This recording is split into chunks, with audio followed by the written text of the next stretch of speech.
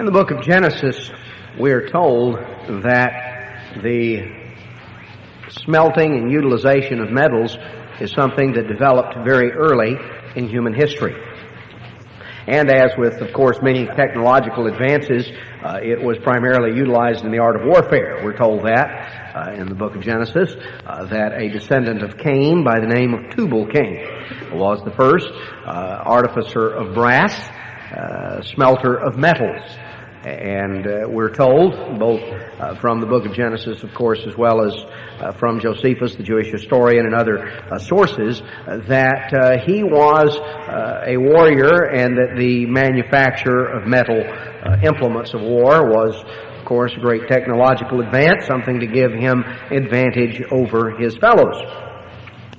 This utilization of metals, the smelting of metals, was something that we're told here in Genesis developed hundreds of years prior to the flood. It was developed very early in human history, was utilized in weapons and implements of war, but was also utilized in other ways as well. Within a rather short time, there were many different utilizations of metals, and of course some metals are very soft and more easily shaped and molded. Others are harder. And one of the things that came to be understood very early on was the fact that the mixing of a couple of metals together, the mixing of for instance, copper and zinc to produce brass, was something that gave both the qualities. It gave a hardness that was. It gave both the qualities of the hardness as well as the malleability. It could be shaped and it could be worked, and yet it was much harder than simply the copper by itself. And so, in that sense, was far more useful for implements and weapons and things of this sort. This process, though, the process of smelting, and particularly the process of making alloys such as brass or bronze, which was brass and tin, this process involved the use of a particular instrument, a sort of a clay pot that was a clay crucible, as it was called. Now, the crucible was utilized beginning very early on. In fact, as early as any use of metal alloys developed, there had to be the use of the crucible. Now, into the crucible was placed the crushed metal ore, which is found naturally in sort of a rock-like formation, and it was crushed to a certain extent and put over in this clay pot. Charcoal was the source of heat, and of course clay was utilized because it wouldn't melt. That's why the clay crucible was utilized, because it wouldn't melt. But what, of course, happened was that the metal in the ore, that as the heat was applied, the metal melted. And as the metal melted, it ran down, became liquefied, ran down out of the ore, out of the rock, was formed into a usable made in a usable form. It came together, collected there in the bottom of the crucible, or depending on the way that the crucible was shaped. But it was utilized to collect, to protect, really to make the metal where it was usable, where it was something that could then be taken and used in a useful fashion. Particularly in the forming of alloys, this was something that was essential. In other cases, there are examples. In fact, even on up into recent times, certain primitive areas and tribes have sought to smelt metal by simply the use of charcoal fire without the use of a crucible. And of course, what you have there is that a great deal of the metal is lost. Some of it kind of runs out and it can be collected, but you really can't make an alloy. You can't take and use certain things together without this use of a crucible. In fact, without the use of a crucible, it would have been almost impossible to have gone from raw ore to a useful metal implement. It was something that served a valuable purpose. It served to give shape and cohesion to the metal. It served to give a shape and cohesion so that what was collected was able to serve a useful function. As long as the metal was in its raw state, as long as it was in the ore, there was no particular useful function, whether it be iron or copper or whatever it may be. It could only be utilized when it was collected, when it was given shape and cohesion to where it was there in a usable, workable fashion. You may wonder what that has to do with all of us. And yet, I think that there is a distinct analogy between the purpose and the function of the crucible in giving cohesion and distinction and shape to metal. There's a distinct analogy between the crucible and the family. Because the family, in some ways, is a vessel that God designed for the purpose of giving shape and cohesion to an entire generation. God did not design human beings as He did animals. He designed human beings, we're told, in the book of Genesis, after His own image, after His own likeness. Now, I want to go into some of that today, and I would like to focus in on some of both the purpose and functioning of the family, and to understand a tie-in with what I've previously mentioned. We're told in the book of Genesis that God made man in His image after His likeness. God did not make human beings after the animal kind. Now, so often, the scientists and those who study such things look around at the animals as a model. And they try to understand various things by looking at the animal world. That's not where you look to understand the proper functioning of the human family. God built into the animals the use of instinct, and instinct is primary in animals. Certainly they can be taught certain things. They can be trained, but animals operate by instinct. Within normally a very short time of the birth, the young animals are able to function on their own, because really the only thing that the young animals need their parents for, in some cases, such as with cats or dogs or cows or things of that sort, really the only parent that they have any interaction with is the mother.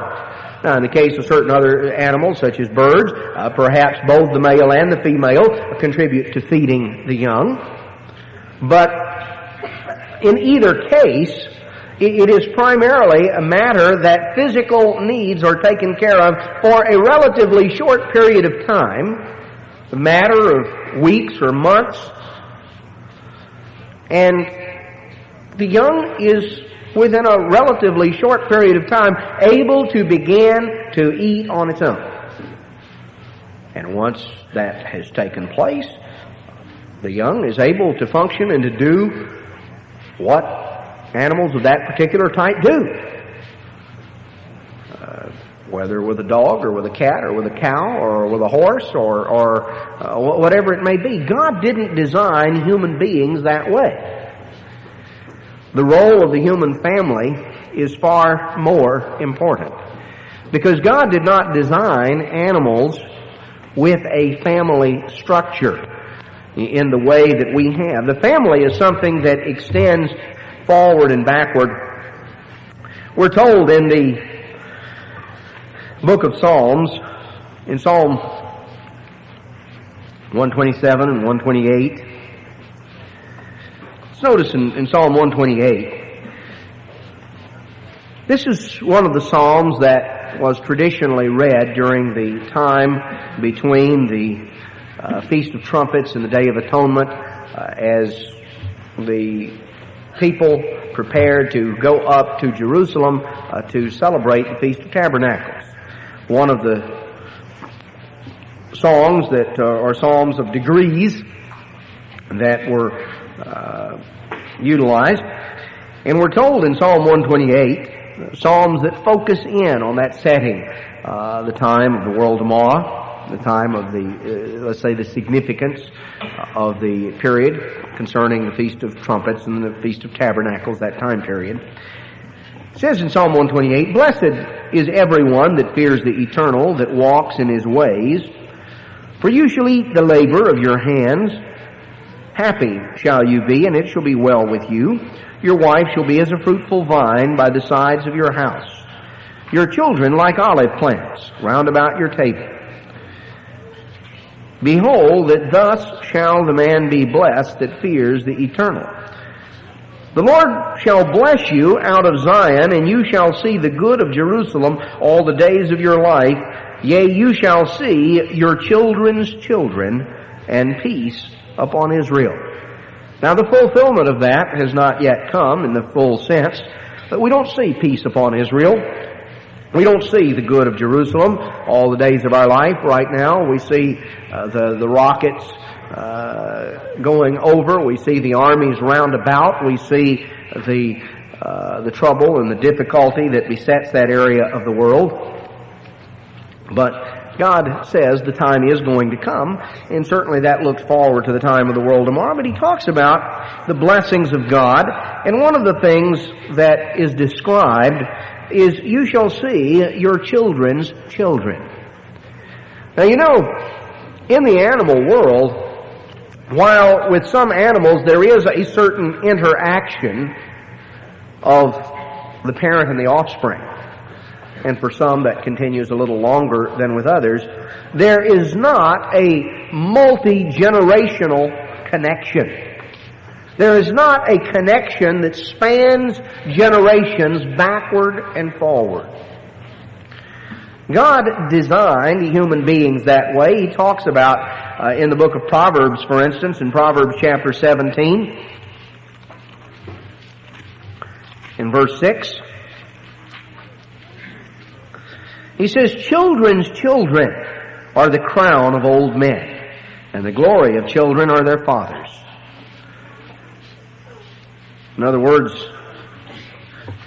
little kids take pride in their father. Old men take pride in their grandchildren. That's just a kind of a rough paraphrase. Children's children are the crown of old men. The glory of children are their fathers. Now, what we have described here is a multi-generational connection. It tells us something about the family. The family was not intended or designed by God to be a disposable entity. We live in an age where we want disposable everything. And of course now we're confronting the problems from that, and so there is a certain emphasis on recycling. But we're such a convenience-oriented society, people don't want to be bothered. We had recycling years ago. You know, a lot of you remember, as I did, maybe collecting the Coke bottles out of the ditches and selling them, getting 2 cents a piece, which was a pretty good deal. I remember somehow, there was something about it. My dad had a little country store, and right across the road there was another lady who had a country store, and she had the post office in her store. And somehow, if my brother and I could go over to her store and get something, that was something special, because we just kind of took for granted what we had. And of course, maybe she had some brand we didn't have. And there was an old bench that used to be out there, and by her store under the sycamore tree, and people would sit out there and drink a Coke, and they'd toss it up under toss it down or toss it where it'd kind of go up under the building. Because, of course, like old buildings in the country used to be, it was up on pilings. And so over a period of time, not only would there be bottles in the ditches, but there would be bottles under her store that were rather easily gotten to. And that was a good source of income. Go crawling up under there, dig out the bottles and go in there and sell them to her.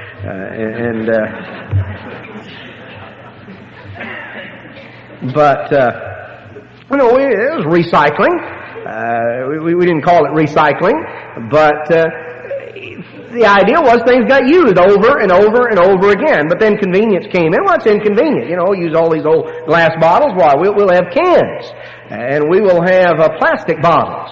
And then the store doesn't have to fool with collecting them, and people don't have to bring them back, and you don't have to pay the 2-cent deposit if you take them away. And so what of course transpired was the change in our society from the use of materials that were naturally recycled, such as glass bottles, to the use of plastics and things of that sort. Now, of course, we're confronting the problems that come when you just dump everything, just throw things away, and many of these things do not break down. They don't biodegrade, or if they do, it'd take 5,000 years for them to do so. So it doesn't really do most of us a whole lot of good.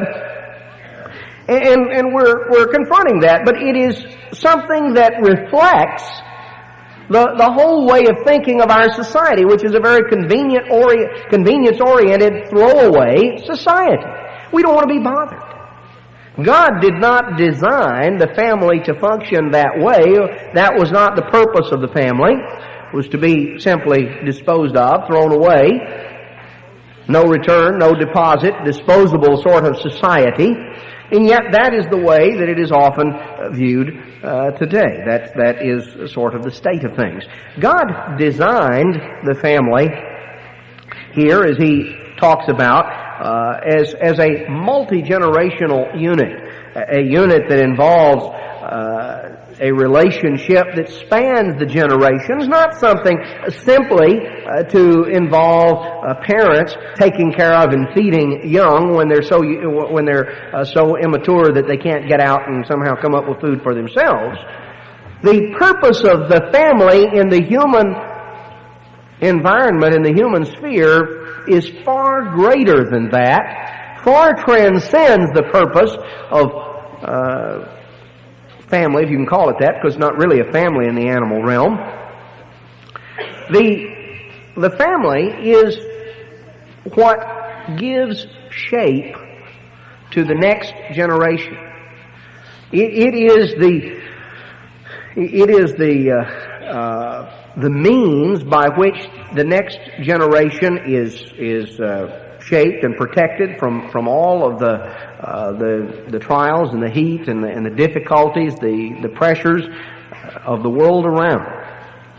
We live in a society, in a world, where the family in our Western world has, to a great extent, broken down. And so as our young people are exposed to all of the problems, all of the pressures, all of the trials and difficulties, the Bible uses the analogy of fire and fiery trials to compare to trials and pressures and difficulties.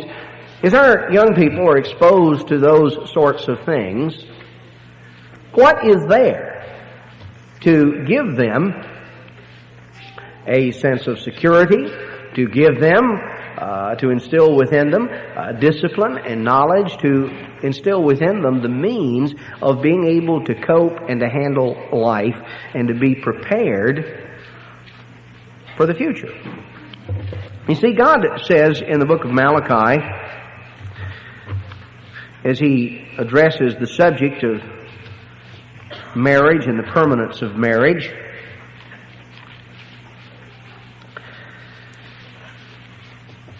he talks about in Malachi chapter 2 and verse 16 that the God of Israel hates putting away. He hates the dissolution and breakup of families, the dissolving of marriages that is rampant in our Western world. And verse 15 addresses the fact that God made one. He took two and made one. And the reason we're told in the midst of verse 15, why one? That he might seek a godly seed. That he might seek a godly seed. The reason that God took two people and made of them one, these twain shall become one flesh, God said to Adam and Eve. These two shall be one, a new unit. We're told that God established marriage as a permanent institution for the purpose of seeking a godly seed, of providing for the next generation, of giving the next generation their best chance, their best shot at life.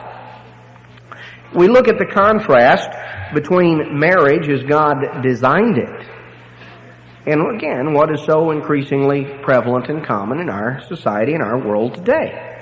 The difference between marriage as God designed it and simply living together or shacking up is very great. The difference primarily centers in the area of commitment. That marriage involves a commitment. It bespeaks permanence. It reflects a permanent commitment that two people have made to one another in the presence of God and whatever witnesses are there. They have made a permanent and open, a formal commitment in the eyes of God and man to take one another as husband and wife and to establish a new family unit. The problems of living together, the problems of casual sex, the problems of this sort of thing are reflective of an entirely different way of thinking. It is an arrangement of convenience. It's a matter, well, we'll try it for a while, it doesn't work out, well, you go your way and I'll go mine. And it is, by its very nature, the very opposite. Instead of reflecting and bespeaking permanence, being an establishment that engenders security, a sense of security, a sense of permanence, it does the very opposite. Now, this, of course, is the initial basis of what shapes a young person, because there is a need, there is a desire. One of the first needs is the need for security. The need to be provided for, taken care of. A little child wants to be held close and fed. That's the first thing a little baby wants. He wants to be held close and he wants to be fed. He wants to be made to feel secure. Now, as a child grows and develops, they no longer have to always be held real close in the same way as a tiny infant, but they still do need that sense of security. And there is something that engenders a sense of security, that feeling of closeness to someone else. God designed the human family as the basis by which the new generation is introduced to the world and which they are prepared to face the world. And God designed that environment that it would be one of love. It would be one that would engender a sense of security. Now, the very fact that marriage was intended as a permanent institution is essential and is important to a sense of security. Because if you're living in the midst of something that you think is about to fall apart any day, there's not a whole lot of security that comes from that. In fact, the very opposite, a sense of insecurity. People become insecure, children become insecure. They don't know what's permanent around them. And when you have a basis of security, then you have a basis to think in the long term. You have a basis of thinking long-term when there is a sense of security and permanence.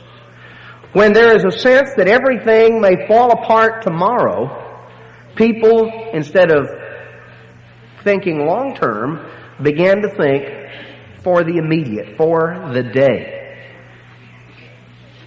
Now, we see that reflected in our society. We see it reflected in one of the great tragedies that has occurred, which is in the last 20 years or 25 years, perhaps, the incredible rise in the frequency of illegitimate births and of one-parent households. The numbers have increased dramatically in recent years, certainly the last 25 years or so.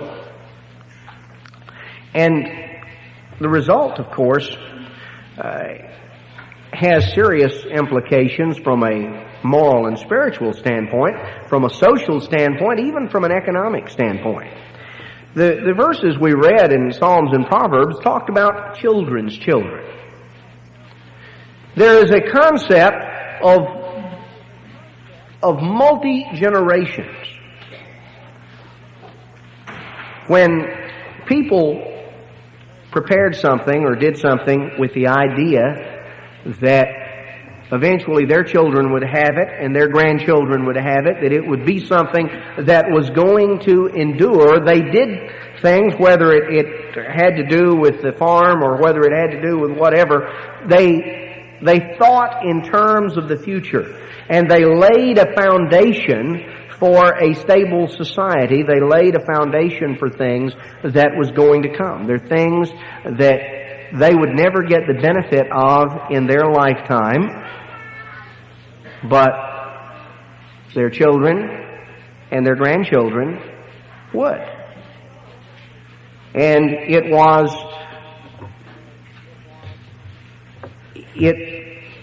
has to do with a long-term view. A long-term view produces a society that's stable. A short-term view produces a society that's unstable, where everybody's out for himself, getting what he can get right here, right now. The world is in trouble, and we find ourselves in trouble on the human level because of two aspects of the family. One is, it seems that the purpose of the family isn't understood, and two, it seems that the functioning of the family isn't understood. And they're both important. The family was designed as a purpose, as a source of providing security, providing stability, a means of providing a secure, loving environment for an entire generation to be shaped and molded and prepared for their place in life. And if we don't understand the purpose of the family, then we're never going to be able to focus in on the way that the family needs to function on a day-to-day, day-in, day-out basis. There's got to be an understanding of that purpose. There's got to be an understanding of a long-term purpose. When God first put Adam and Eve on the earth, or put Adam on the earth, before he put Eve on the earth, what did he say to Adam, or say of Adam? He said, "It is not good that the man should be alone. I will make him and help meet for him," exactly fitting and compatible for him. In other words, God said, look, it's not a good idea for someone to exist in isolation. There is the need for a balancing. Now, none of us can exist in total isolation in some sort, in a really properly balanced way. That doesn't mean that everybody has to be married, but there is a need certainly for interaction with other people, and God designed the family, designed marriage as the basis of the family.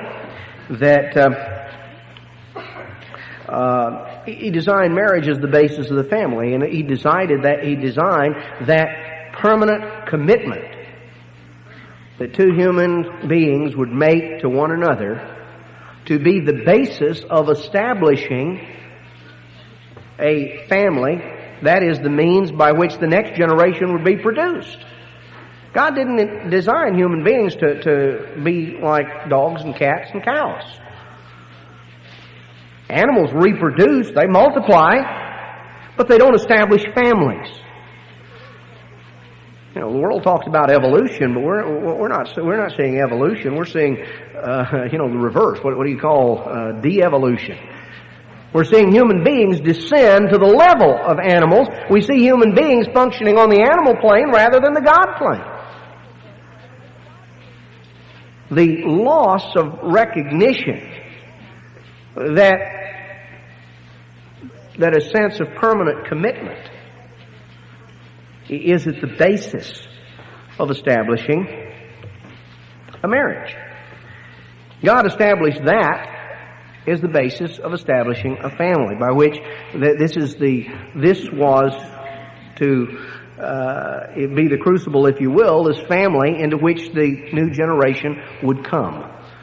The means by which they would be given shape and cohesion, by which young lives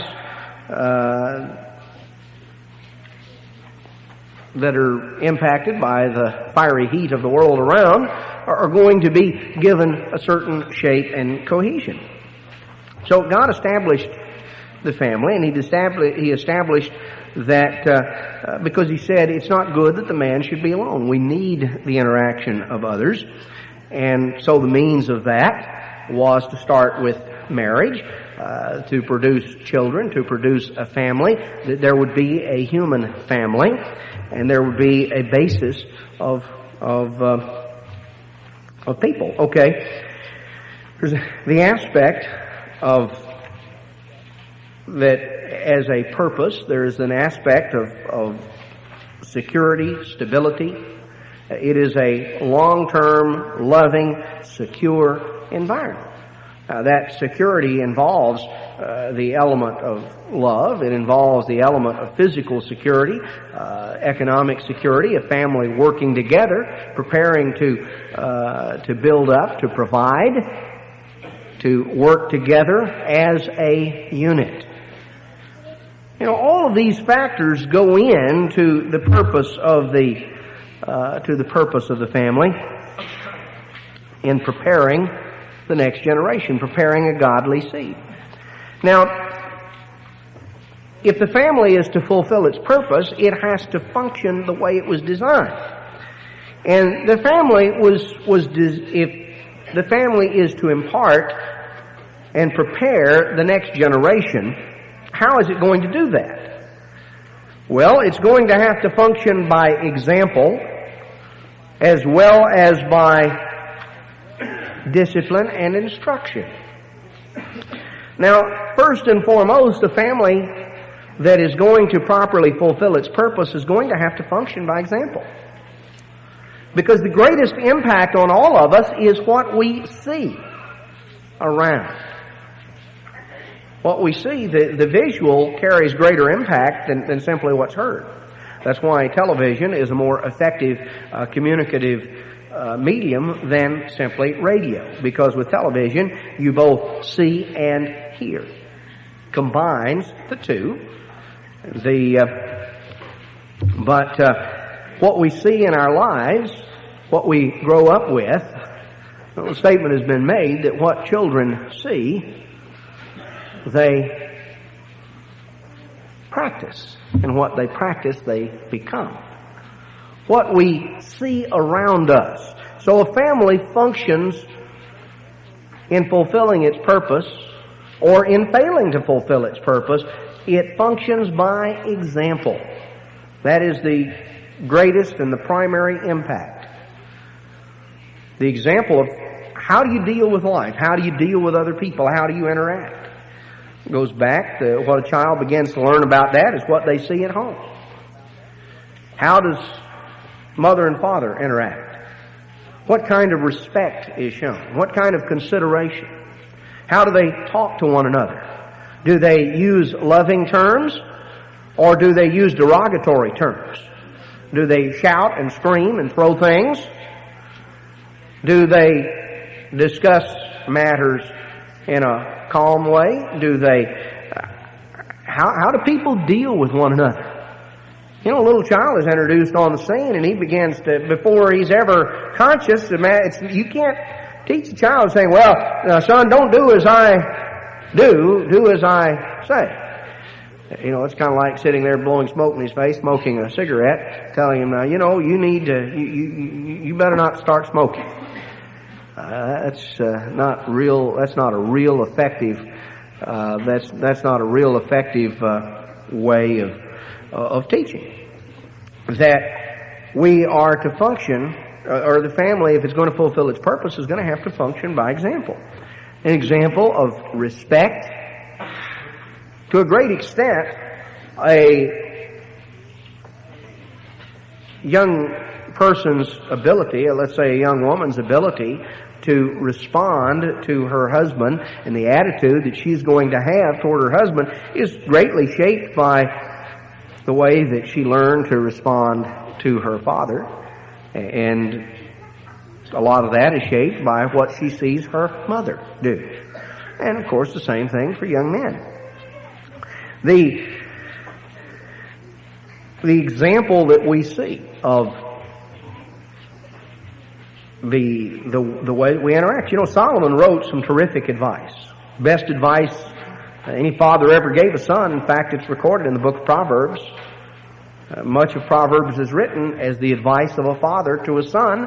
That's the way it's addressed. Hear, O my son. Solomon gave terrific advice. You got to hand him that. He had a real knack for giving advice. It's so good God preserved it in the Bible, which is more than the advice most of us have ever given. See, how much of your advice do you think God would want to dedicate a whole book in the Bible to preserving? Well, I don't know, but he, used virtually a whole book in the Bible to preserve Solomon's advice. So I would have to conclude Solomon was pretty good when it came to giving advice. But when you read the story of Solomon's life, his example kind of lost something in the translation. He didn't really put his own advice into action in his life. Now you read the story of Solomon's son Rehoboam, and it doesn't take long to conclude Rehoboam was not a real wise young fellow. He managed to lose most of the kingdom, about 80% of the kingdom he managed to lose first dash out of the box. Just as soon as he got to be king, he lost virtually the whole thing. This would tell me he's not real swift when it comes to figuring out how to handle his responsibilities. Rehoboam, as you go through and you read the story, Rehoboam was a lot more impressed and impacted by his father's example than he was by his father's advice. Our example is going to impact our children more than all of the advice that we will ever give. Because as the years pass, they're going to remember what they saw. They're going to remember certain things. They're going to remember that example. So, the family has a purpose to fulfill, and that purpose involves the shaping of the future. The family will either contribute to the stability of society or to the instability. It will contribute to a society that is growing, a society that reflects proper values, or it will contribute to a society that is falling apart. But a lot of that's going to get back to the family. We want to instill values in our children. What do we value as parents? If what we value and if what we place greatest value on is material things, then what we're teaching our children by our example is that what counts is what you have. That life consists of material things. Our example as a family, our example as individuals, is one of the most crucial elements of transmitting values to the next generation. What we do, the way we live, the way we handle ourselves, How do we value and appreciate the role that God has designed for us and has designed us to fit into? You know, we're told God places every member in the body where it pleases Him. One of the things that has been a hallmark of Western society in recent decades has been the instilling of dissatisfaction in people with their role in life. The incitement to dissatisfaction. And so we live in a time that the so-called traditional roles of men and women have been greatly questioned. And one of the problems is that when we fulfill, or to the extent that we fulfill the role that God has designed for us, the more that we fulfill that, the better off we're going to be. The more closely that we can fit in with the manufacturer's specifications, the better off, the smoother things are going to go. To what extent do we value and appreciate our role in life? As men and women, as husbands and wives, as fathers and mothers. How do we conduct ourselves? Our example is very important. Now, in addition to our example, the family must function by example. It must function also by providing discipline, providing guidelines, by the setting of boundaries. This is one of the purposes of the family, or one of the way that the family fulfills its purpose. If its purpose is to shape the next generation, then it does so by providing an example. It also does so by providing clear boundaries, providing discipline, providing guidelines, providing a certain structure that is imposed. Because when a little child comes along, that little child is really not capable of self-discipline. He's not capable of disciplining himself at all. He can't even discipline his own bodily functions. He can't discipline his own muscles to where he can stand up and walk. A little child starts out in life really unable to control virtually any aspect of himself. Now he begins to learn and to develop.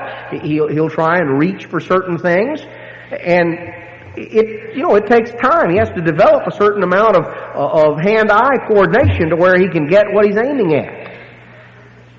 And the whole world is new to them, and they begin to develop the ability to control themselves. To control as their little muscles strengthen and their bones strengthen, they begin to learn a sense of balance. And it's always, a little child, our little babies. We can all remember back, those of us who have children, remember and when they would try to take those first steps, and would stand there and they would kind of teeter-totter back and forth, and pretty soon, boom, down they'd go. But they didn't have very far to fall, and generally the bottom was pretty well padded, thick diaper, and so it wasn't usually too bad. But it was a real achievement, because it was a matter that we take for granted walking, but it involves a lot of discipline of the body. Disciplining of the muscles and of things to interact and to work together in a coherent way. All right, a little child starts out unable to discipline or control virtually any facet of his life. And he begins to learn to do that. He begins to develop the ability to do certain things, primarily by the example of others around, also by certain things are there. Then he has to learn that there are bounds, there are controls, there are limits within which he has to function. You can't go beyond here. Now, parents, the family unit, is to be a source. If it's going to function as it ought, it's going to have to be a source of discipline. a source of setting and enforcing limits. We're told in Hebrews chapter 12 that God chastens every son whom He loves. If you be without chastening, we're told, then you're illegitimate. God doesn't claim you. God is not bringing you up if He doesn't chasten and discipline you, because God chastens every son whom He loves. Now, what we're told here, by implication, if we look to God as the means by which we, how ought we to function, how ought we to conduct ourselves, how ought we to handle the things that arise, that a loving parent is going to be a source of boundaries and guidelines. Discipline for a child. God chastens every son whom He loves. If a parent loves his children or her children, the parents who love their children provide discipline, provide boundaries, provide proper chastening. It's not an end in itself, but it is a means to an end.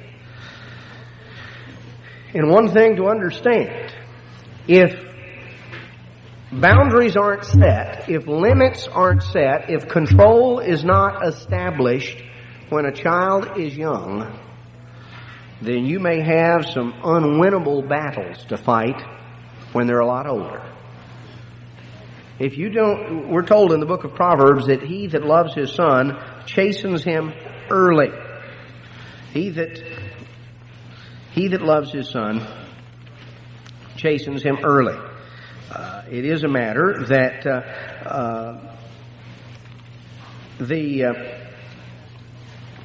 in fact, we're told in Proverbs 19:18, chasten your son while there is hope.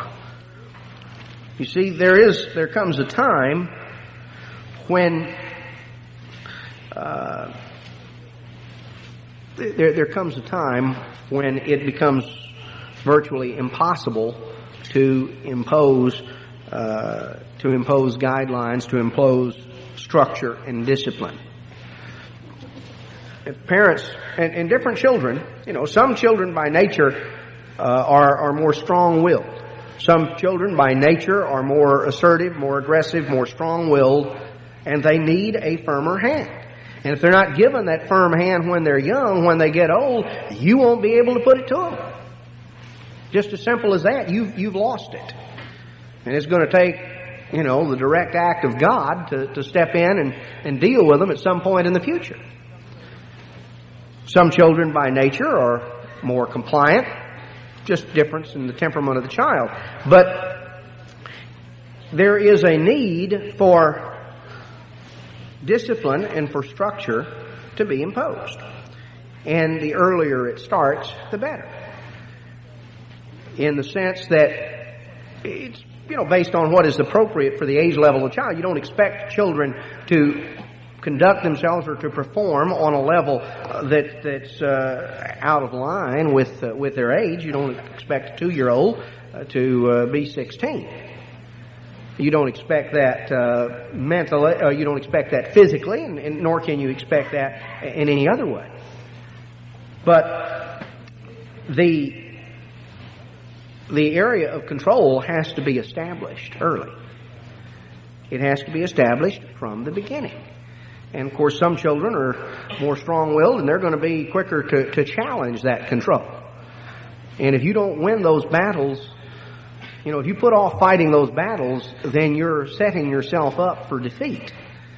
Because if you're dealing with a strong-willed child and you don't resolve the issue of who's in charge when they're young, it will be almost impossible to establish it when they're a lot older. Many analogies and examples that serve to illustrate that. I've mentioned before that the Hebrew word for discipline is a word that literally means guidelines. I've used the illustration of how you can attach guidelines to a young sapling tree to change the shape of it, to straighten it up if it's bent. The older it gets, the bigger it gets, the more hardened it gets, the more difficult it is to straighten back up. And you have to do so gradually. The older it gets, and it finally gets to a point where you may break it, but you're not going to bend it. And yet, the younger it is, the more easily bent is the case. That's why it's important that discipline be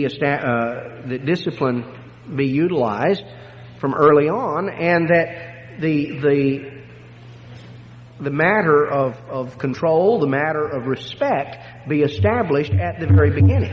Because if you establish the basis of interaction in the family early on, then you have a means by which you can provide instruction on through the years. You see, discipline is not the end in itself.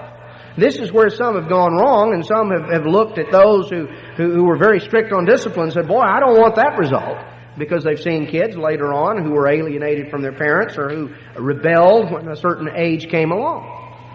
That is not something that necessarily happens, but if there is if the discipline is not accompanied by the example and the nurturing that is a part of the example, and is not accompanied by the instruction to help internalize the principles that are being enforced, then you got trouble. Because you see, the family functions by example. An example of love, an example of nurturing, an example of caring, an example of the way to handle life and its problems, the way people interact. The family functions by its example. It functions by establishing boundaries, guidelines, imposing discipline.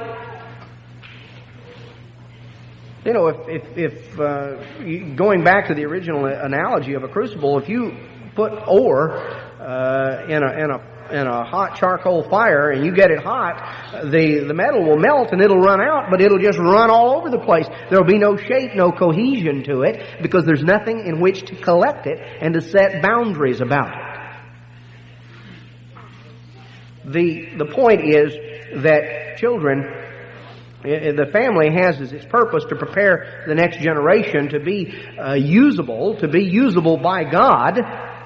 Then it's going to have to function not only by example, it's going to have to function by providing discipline, by providing structure, providing guidelines, providing and setting limits.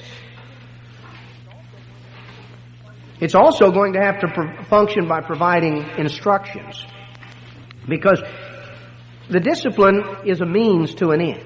It is the means to enable values to be transmitted. You see, the problem when you see children getting out from under the discipline and rebelling and kicking off the traces, it's because they never internalized there was never the transition between values externally imposed and values that were internalized. And one of our greatest desires and efforts as parents needs to be trying to help our children to internalize a set of values. Trying to help them internalize that set of values. Now, if we don't establish control early on, if we don't establish who's in charge, then at a time when their mind is functioning on a level that they're capable of understanding some of these things, they're not going to be listening, they're not going to be tuned in. There is a battle early on for the heart of a child. The battle for the heart of a child, for winning their heart. Not merely for winning external conformity. You see, some have viewed discipline as just an end in itself, and external conformity as being the limits of what that involved. And that's not appropriate. If that's what you're after, that may be all you get, but it won't last for long. Now, if you don't even have that, then you don't even have a means of going to the next step. Because if you can't get their attention, and if there's a question as to who's in charge and who makes the rules, then you're never going to be able to have the opportunity of imparting instruction. But if they don't understand and internalize the proper values, they'll never make the successful transition to adults. There comes a time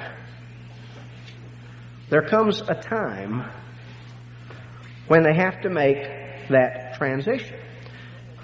You don't just go along and allow them you don't keep things just the same tightness. The extent to which you kind of ease off partly varies with the maturing of the child. Children mature in different ways emotionally, just as they mature in different ways physically. Some are much more grown up, and there's a wide variation. We can look around that there's a wide variation in ages of physical maturity. There's also a wide variation in terms of mental and emotional maturity, and it doesn't always exactly correlate with external physical maturity. Some who may look very grown up may act quite immature. Some who may not outwardly look quite as grown up, maybe they still are less developed and matured physically, yet if you spend a little time with them and you talk with them, you realize that they've matured quite a bit mentally and emotionally. The point is, a parent has to know his child. You have to give opportunities that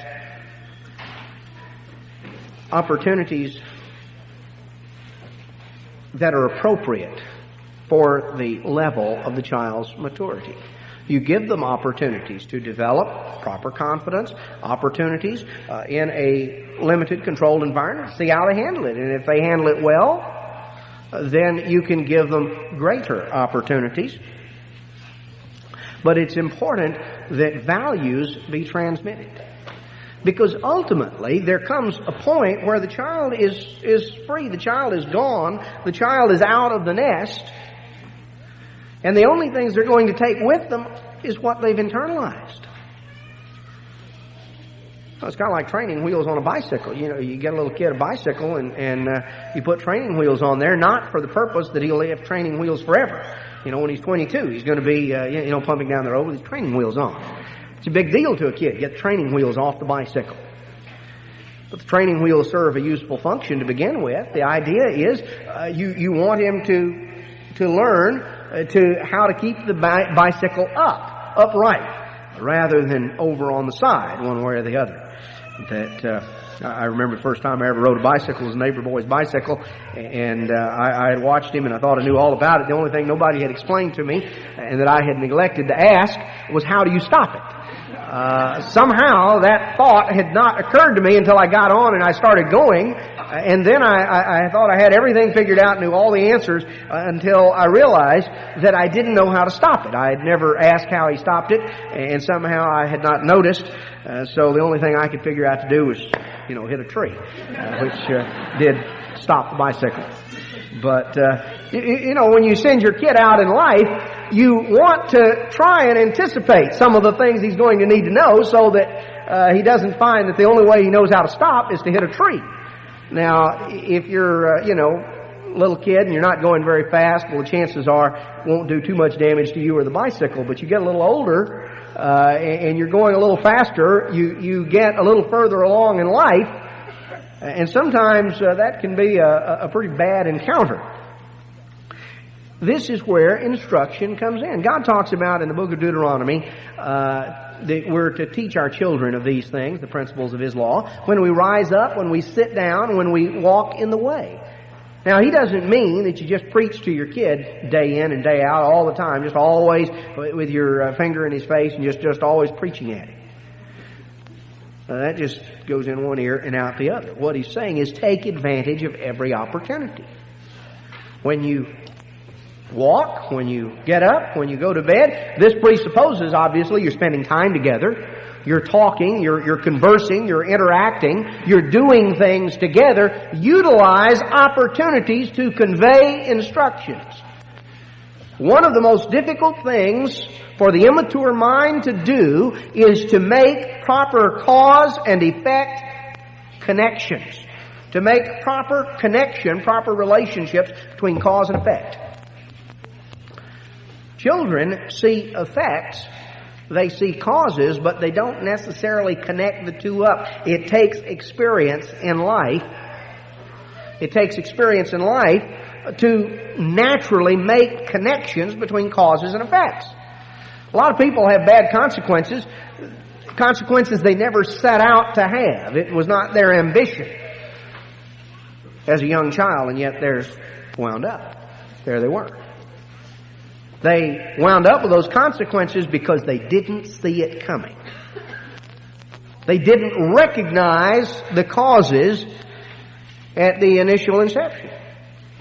Now, experience is, of course, a means of learning that. The only problem with experience is that you can get some real knots on your head in the process of experience. And so what we want, ideally, is not merely experience, we want guided experience. And we want the experience that is the cumulative benefit. You see, God designed human beings, as I say, the family, as a multi-generational unit, which means that we're able to glean from the experience of those who have gone before. We're to learn from those who are older because, if you're a child, the one thing you can say, you've never been your parents' age, but your parents have been your age. They really have, and it wasn't maybe as many centuries ago as you may think. And the world may be a different place, but it is not as different in some ways as you might think. That the thing that isn't different is that the feelings, the emotions, the things that are reflective of the way that people are, these are things that continue from generation to generation. Instructions have to be provided. We've got to we have to provide the instructions are the basis of being able to internalize, to make something a part of you. Instruction in a variety of ways. Instruction first and foremost in values, in what's important and what's not important. Instruction in practical, physical, everyday life sort of things. Instruction in a wide variety of things. But it's important in working with and seeking to develop communications with the child to spend time together. And to spend time, look for opportunities and circumstances that are a little out of the ordinary. I think one of the best opportunities to promote communication is being out away from an ordinary circumstance. Maybe to go out on a family camping trip, or a situation where the family is out of its regular routine, off away from the things that normally occupy our time and attention. When you take us out of our familiar surroundings, the regular day in and day out patterns are broken. There is something about sitting around maybe a campfire that can promote conversation in a way that sitting around a television set doesn't. Look for opportunities. Look for opportunities to spend time together, to pass on and to provide instructions. Because realize that discipline, while it is very important, is only a temporary means to an end. Because ultimately what's needed, of course, is self-discipline. The discipline is externally imposed until the child is capable of imposing it from within. So when we look at the purpose of the human family, we find that the family is in some ways a crucible that is designed to give shape and cohesion to young lives. Young lives that are impacted by the fiery heat of the world around. The family has a purpose of preparing the next generation. Preparing the next generation to be usable and useful to fellow man and to God. But for the family to fulfill its purpose of transmitting godly values and preparing and shaping the next generation in a right and godly way, of preparing a godly seed, for the family to fulfill its purpose, it must function through its example, through its imposition of discipline and structure and guidelines, and through its utilization and providing of instructions, of internalizing a set of values. And as the family functions as it ought, it will fulfill the purpose for which it was designed. And all of the things that take place and exist here on the human sphere as God has designed. God designed human beings in His own image and in His own likeness, because human beings have a great transcendent purpose, something that far transcends the animal world. Animals are here. They serve a function in the natural world. They live and they die, and they are no more. God designed human beings not only to fulfill a function here and now in the natural world, but God has in store for us the opportunity to function forever as a part of His family. God is building something that is going to stretch on out into eternity. And the things that we're going through and the lessons that we're learning and the role that we play here and now serves a purpose not only for the benefit of right here, right now, but it sets the stage by way of preparation for things that will take us on into the future and on into eternity.